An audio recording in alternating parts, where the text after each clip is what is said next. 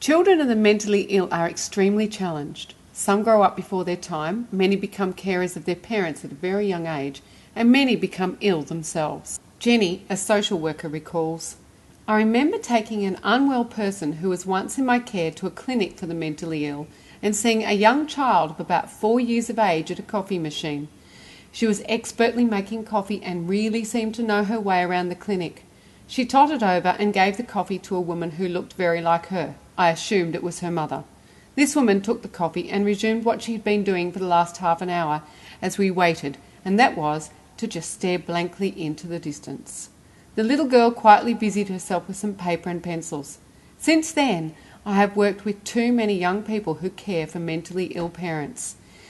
These children are not given adequate support and usually struggle to survive themselves. This is because these young people are usually not only from single-parent families and on welfare, but also because these young people are in some cases having to make decisions beyond their years. These kids take time off school when they are too worried to leave their parent, and sometimes grades are significantly affected. Not so long ago, I was working with a remarkable young person from a single-parent family who was dealing with her mother's 5th suicide attempt. The only reason this young person has ever lunch or clean clothes is because she does it herself. This young person also cooks the meals and cleans. Luckily, she is so amazing that she is also shining academically. This is the exception rather than the rule for children with parents who are extremely ill like this woman. If you are one of these fabulous young people, there are programs to help you develop resiliency and understanding. At the end of the day, social workers do not drop around food parcels, nor do they assist with homework. If you are struggling for enough food, heating, blankets and clothing, you can drop in to St. Vincent de Paul or the Salvation Army for help. Secondly, although you are loyal to your parent and may be reluctant to admit to the level of care that you give your seriously ill parent, you may actually make their life easier too if you ask for help.